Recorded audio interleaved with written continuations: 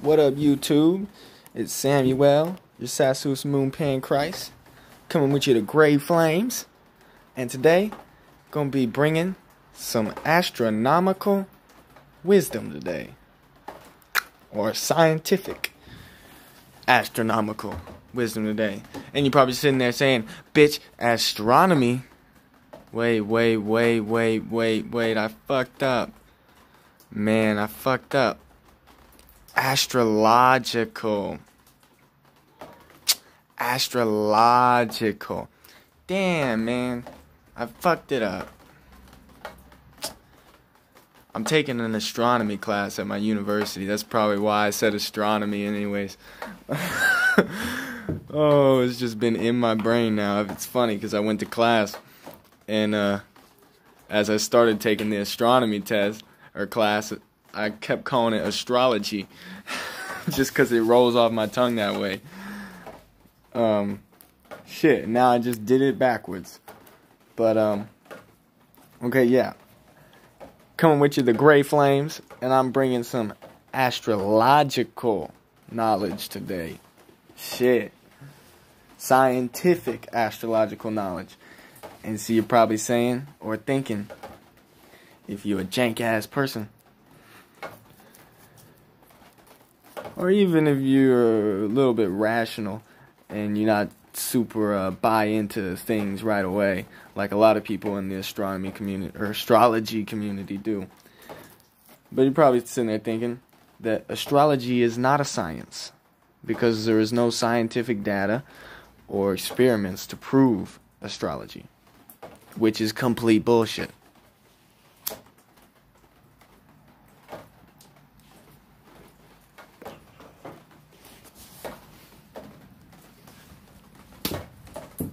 So, you can prove that astrology is real.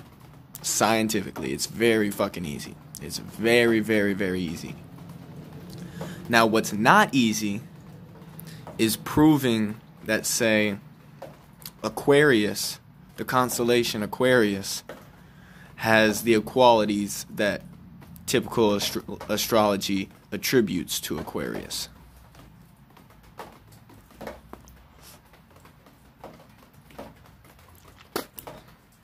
That's where astrology starts to get unscientific with where we're at on our knowledge of astrology, basically, and our scientific capabilities.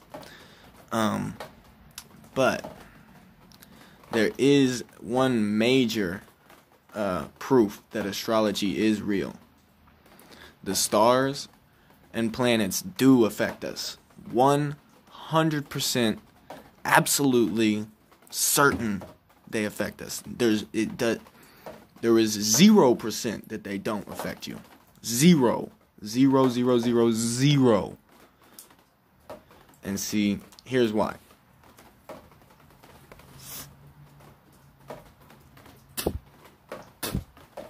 Now, if you think about what does a star do? Well, a star creates light, okay? And it doesn't push out light. It doesn't put it out. Like, you can check my light video on light. Go check it out. First video ever put out. It's on light. Sun gazing. A star does not necessarily expel light, but it does create light. It creates a vibration in a field, which we call an electromagnetic field. And so,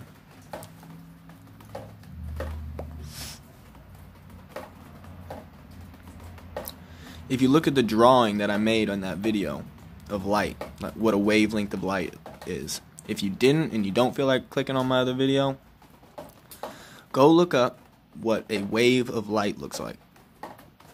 The electromagnetic field of a light. It basically looks like a double helix, kind of. But if you pushed it into 2D. So, basically, light, a star is making light. And we're sitting here and light hits us, okay? So if you talk to an astronomer or something like that, or a scientist, they're going to say that the reason it's not scientific is that, for one reason, is that the stars are too far away to impact us, which false. Their light, if you can see their light, then they impact you, okay? If you can see it, then that light is reaching you, okay? So, when you look up and you see stars, those lights are traveling down to you and going in your eyeball, and you detect it, okay? So, whether you have an eyeball or not, you're sitting there bathing in those light waves, okay? Those light waves, it's not just light. Like, people think that light is just the thing that allows you to see things, and that's not what that's not just what light is. Light does allow us we see through light. We have eyeballs and we detect things through light. Light doesn't make us see. We utilize light to see. Okay? So we develop these little eyeballs so that we can detect light. Now, we could have developed any organ, some random ass organ, I don't know, some organ that no animal got, and it would detect a field that has certain spectrums of light, which is everything is light, really. Condensed light is what this body is. But just because you see light doesn't mean that that's all that light does. And we only can see a certain spectrum of light. We can only see red through violet.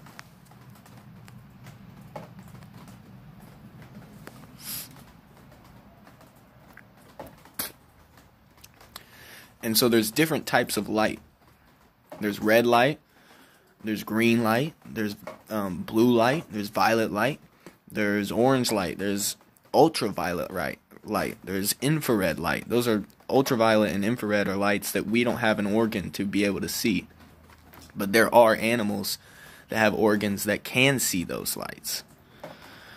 Even sound is light, technically. You have the ear organ that detects that. It's just a different form. But the way that you can prove that astrology is real is that those different spectrums of light, they affect your body. If you can look this up, there's something called light therapy, where certain spectrums of light are used for certain illnesses. So, there's the new proactive thing where they've got, like, if you got pimples, it's a therapy for pimples and acne, where you put this mask on and it shines this blue light. And there's blue lights and there's red lights. They've got one, I think, that's blue, and they got one that's red. And they make the acne go away. And now it's not just the lights making the acne go away, because not everybody that uses that, it works. You have to do stuff too, because you're a star. You're a light also. But every star puts out different percentage levels of the different light waves, different light spectrums. So let's say the sun that we have, the star that's closest to us and the brightest star that's closest to us, it puts out a different percentage level of each spectrum of light than some other star out there. Let's say Polaris. So Polaris is putting out a spectrum of light that is so let's I'm just going to make up a bunch of hypotheticals. So let's say the sun puts out 25% red light, 25% green light, and 50% violet light. Okay? Within the spectrum that we can see. It puts out 25 red, 25 green, and then 50 blue.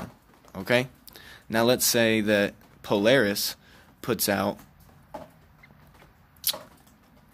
10% red, 30% green, and 60% blue. Now, because Polaris is further away from us, and it's a small, not necessarily it doesn't matter if it's further. The reason I say further is because we don't actually know if it's further or if it's just a smaller light, if it's just a smaller star. See, it could be the same distance as the sun, but just be smaller, and so it looks like it's further away or it's smaller, but we can't really tell because we don't have the perspective of that. And unless you believe NASA, which you can, I don't care. But so let's say Polaris was at the same amplitude as the sun, which means that its strength of light is the same. So you look up in the sky, you're going to see the sun, and you see another light that's the same strength at the North Pole, and that's Polaris. Okay? Remember, this is just hypotheticals here. Doesn't mean it's not true, okay? Don't mean my reasoning ain't right, okay? Just means that the context of what I'm doing, I have to make up shit because we don't know certain things, okay? But so let's, in that hypothetical, say you turned off the sun and you sat up under Polaris, under the 10% red, 30% green, 60% blue light.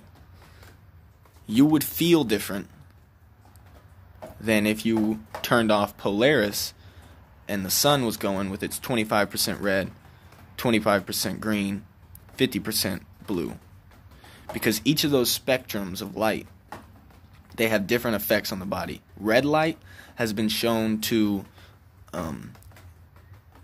increase the production of ATP, which if you've taken a biology class, ATP is essential for DNA replication. So red light, which also, think about the chakras. What is the red light chakra? Because chakras are just lights that we can't see, but they still resonate into the form of red light, green light, blue light, but they could be in a different field, okay? So what is the red light chakra? That's the root chakra, which is the 3D realm, which is the physical. Now, what is DNA? It's the building blocks for the physical body that you live in. It's the instruction book for the physical body. Now, tell me that ain't something right there. Red light increases your ability to create a physical form, a physical body.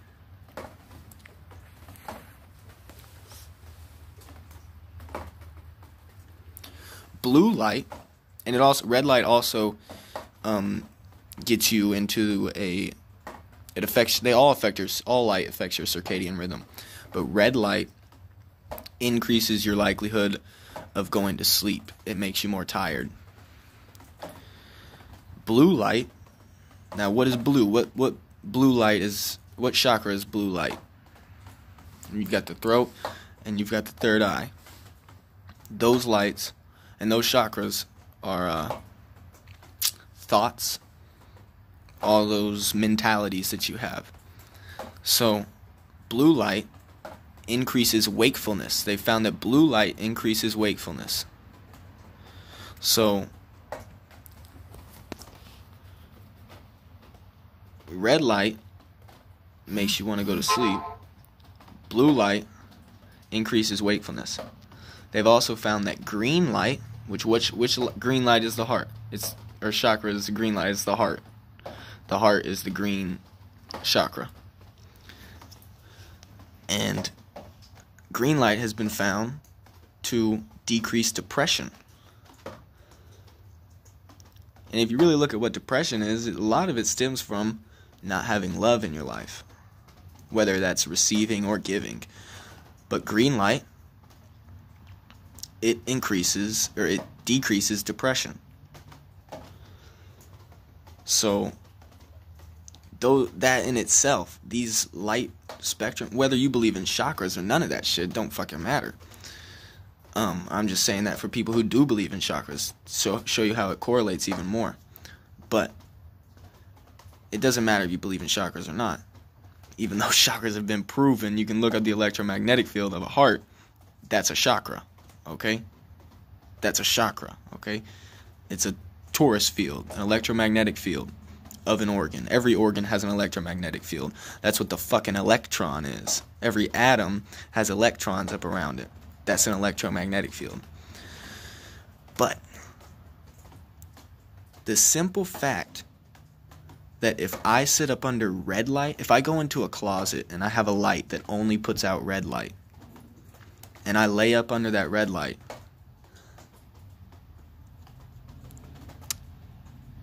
I will have certain effects happen. I will have certain experiences that would be completely different from if I went into a closet and I had a light on that was only blue light, or only green light, or only UV light. Those lights affect you. Even gravitational waves affect you. They have found that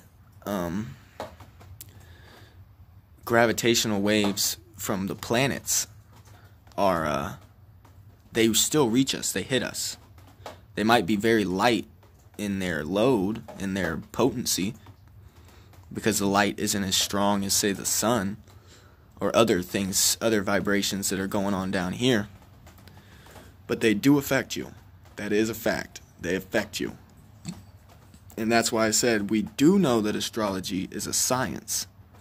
But to say that Aquarius has this quality and this quality and this quality, and Aries has this different quality and this different quality and this different quality, which you can prove that each spectrum of light is going to affect each person differently. It's going to affect every person differently. So, how I said, if I get into a room with one light opposed to a different type of light, it's going to affect me different. I'm going to have different feelings. I'm going to have different thoughts, which are going to lead me to do different things. And that's what astrology is. It's people saying, oh, well, this light is aligned with this light, and so those lights are going to mix together and hit you, make you feel these certain ways, and then you are going to be more likely to act in this or this or this manner. And that's astrology. And see, somebody would say, well, what about how come they only pay attention to the zodiac and not all the other stars if all light affects us? The reasoning is that the sun, the moon, and all the planets, they only stay in the ecliptic, which is the zodiac, the 12 zodiac. And the only reason the 12 zodiac are significant is not because they're so many degrees away from or close to the equator or any shit like that. It has nothing to do with that. It simply has to do with the sun eclipses. That's why it's called the ecliptic. The sun, its path throughout 1 year, never veers further north or further south of Cancer, the constellation Cancer, or the constellation Sagittarius or Sagittarius or Capricorn, whatever. Cancer and Leo. Once it hits Cancer, it goes to Leo and then it starts coming back down south. And then it hits Sagittarius and then Capricorn, and it starts coming back north. If the sun were to go past Sagittarius into some other constellations before it came back, and then it came back, then every constellation that it eclipsed would be significant. Because if you think about this, the sun, and let's keep it with the sun right now. The sun, it gets, so say it eclipses Aquarius. So when the sun eclipses Aquarius, it mixes with those lights of Aquarius. And since the sun is so strong, it amplifies the Aquarius. And so that little bit of Aquarius energy attaches onto the sun and mixes in with the sun. And since the sun is so strong, that little mixing potion that's made from the two different lights come down. And so the spectrum percentage is different than the objective light percentages of the sun's rays. See, because each star in the Aquarius constellation, when you add all of Aquarius together, see, you could scientifically do this. It would be difficult because there's so many different lights coming down. But if you could point some sort of radar at all the stars in the constellation Aquarius and detect each percentage level of red light, green light, blue light, UV light, infrared light, all the different light spectrums, and you could calculate all the percentages of those, then you could really make this a science. You could really prove it. And see, light has been also, if you know about seasonal depression, when the sun goes further south, if you're living in the northern hemisphere, vice versa if you live in the southern, but if you're in the north, when the sun goes south for winter, a lot of people end up getting sad. The reason they end up getting sad is because there's less light. There's less serotonin to be made because we utilize light to make serotonin. We can make our own serotonin because we can make our own light. But some people are dependent on external things more than others. And so when the sun, so they're more dependent on the sun's light to create serotonin. So when the sun moves away, then they're creating less serotonin, and they get depressed, and they call it seasonal depression. Because right when the sun comes back, then their serotonin goes back up. See, thinking about astrology in this manner, it's obvious that astrology is a science. We just need to figure out how to prove why each constellation has certain characteristics. And also, astrology ain't this written will of life. I don't think. It could be. What I think is going on is that there's a positive and there's a negative to each light spectrum.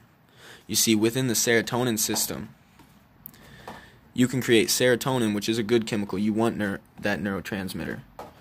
But the less serotonin is created, the more quinolic acid is created, which is the negative.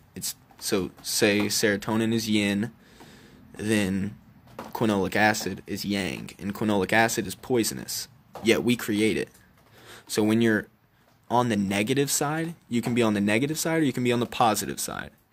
And so if you're on the positive side, the light will affect you differently than if you were on the negative side. Because the neurotransmitter that you are utilizing to absorb the light and send a message in your brain would be a different neurotransmitter. So it's getting modified. The light is getting modified into that neurotransmitter. And then the neurotransmitter sends a signal and you receive an experience. So if you're sitting on the negative side, all the percentages of lights coming down to your little monkey ass are they're modulated into your neurotransmitter. So if you're on the negative side, it's going to get, all those lights are going to get modified into so it's still going to carry some of their qualities, but it gets modified into your light because you're a star too and you're creating light. So when it merges with your light, just like the sun would merge with what eclipse the constellation Aquarius and get modified, it hits you, gets modified, and if you're on the negative side, it gets modified into quinolic acid, which is going to create negative effects on you, and you're going to do negative ass things. Now if you're positive, all those light spectrums are going to affect you, and you're going to be sitting on the positive side. It's going to get modified into serotonin, you're going to get the signal, and you're going to get the positive side. Now the contents of your life, that is what is more so affected. The contents of your experience and all that stuff. But you still get to play in it. You're still a star. You are just as important. Now, honestly, you yourself are the strongest star around. You to yourself is the strongest star around. And that's a pretty radical ass statement right there. But if you riding with me here, you get what I'm saying. Oh man. Yeah, astrology is real.